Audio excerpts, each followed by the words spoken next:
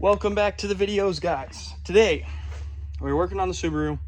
By the time you see this video, I will be in Arizona. I am there for a month for work. Today, working on the Subaru, like I said, we have to pull the intake manifold off because I am leaking fuel out of those rubber fuel lines that run beneath it. So this will be a fun job, not one that I want to do, but one that I have to do. So it has been a very long time since I pulled a Subaru intake manifold. While we are at it, I am going to be changing the inlet pipe, intake pipe for the turbo, just because this is kind of a hard plastic and things get brittle over time. So what we need to do is start by, let's see, disconnecting the battery. And then from there, we will pull the intercooler off, go ahead and take this belt off, and then I believe we have to pull this tensioner bracket off. I am waiting on a AC compressor. That's why I don't have a belt on there right now. That one is no good. And then we gotta disconnect hoses and wiring and such, and also pull the coolant expansion tank off. Not all, yes, all the way off. And disconnect coolant lines from the throttle body. So this is going to be fun. So this is our new inlet pipe, intake pipe, whatever you want to call it. It is by Tomei. Picked this up from Rally Sport Direct. They are local to where I live. And then these are our intake manifold gaskets. These are by Torque Solutions, and they're supposed to be thermal gasket, and they're supposed to help reduce heat soak from the intake manifold to the block itself, or to the heads. That way not as much heat is transferred between the two of them. I don't know how well that works, but that's what we're going with. So we've now got both the battery and the intercooler out and a couple other miscellaneous things disconnected. One little mention I will put in there: if you have an STI or if you have a strut bar, makes it a hell of a lot easier to get the intercooler off with that off. I've done it without removing it before, but it just makes life a lot simpler.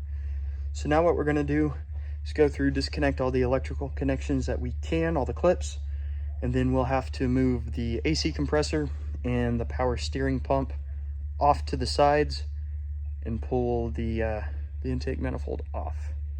Also, disconnect the alternator because you need to get that part of the harness out of the way. This is also a great time while your belts are off, if they are bad, to go ahead and replace them. This one is not cracked like the last one, if it'll focus. This one still looks pretty good, so we'll probably go ahead and reuse that one.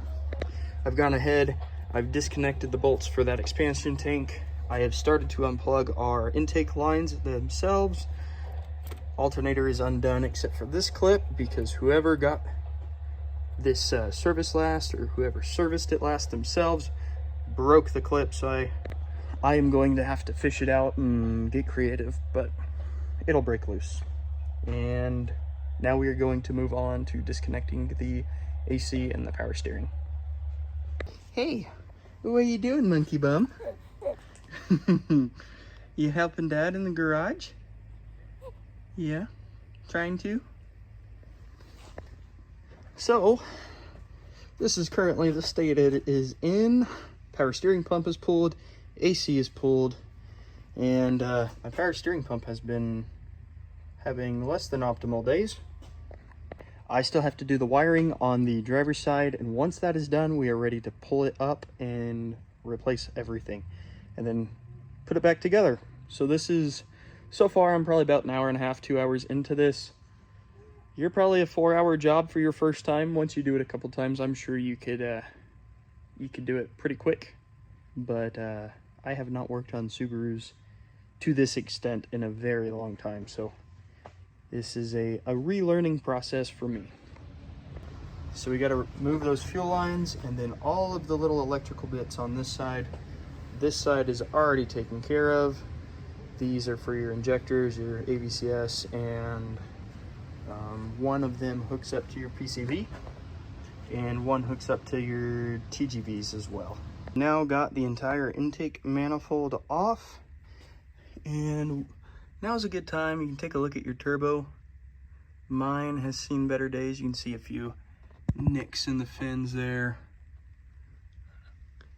And then you can come look in your heads. The heads look pretty damn clean. These valves look nice and clean. There's not a bunch of gunk. Not a bunch of gunk sitting on the valves. So now we're gonna go ahead. We're going to place our new thermal gasket on there, and then we are going to switch the inlet pipe. There's one thing I'm gonna look at, and that is the PCV that goes to the stock inlet pipe. I need to make sure that I can get it to work with the new one. And then we'll go ahead and put that on, swap out the fuel lines that are on that rail because they're leaking, and throw everything back together and hope it works. Barely. Yep. Barely still in there. So now we can put it all back together. Hi guys. Yay me. Yay us. Yes. So it's all put back together. New Tomei inlet pipe is in, and I just kind of cleaned up the engine bay. See. Yeah, they didn't hear anything you said. I hadn't hit play. Oh. Take I took two. out the car seat. We are taking that out because, like I said in the last video, I am going to Arizona. Or I guess when you see this video, I will be in Arizona. Other than that though, car runs great. It doesn't smell like fuel anymore.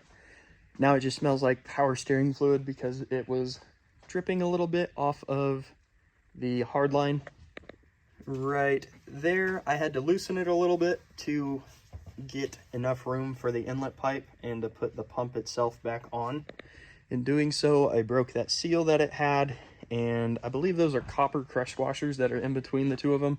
So a little tip is once you, sorry, I'm looking for a rag. Once you break that seal with those copper crush washers, you really should replace them, or they do tend to leak. So that'll be something I'm doing here pretty shortly, just to mitigate that problem that I created. Yeah. So this is where the video shall end. Thanks guys for watching. Are you still recording? I hope you have a wonderful day. And we will catch you next time. Or I might be the only one catching you. For the next month? Yeah, for the next month. Yep, he'll be recording his adventures in Arizona while I'm just here. Who knows, maybe you'll get just a short clip from us to see how we're doing. We'll see. Yeah. So anyways, like, comment, subscribe, and I for sure will catch you next time. So, peace out.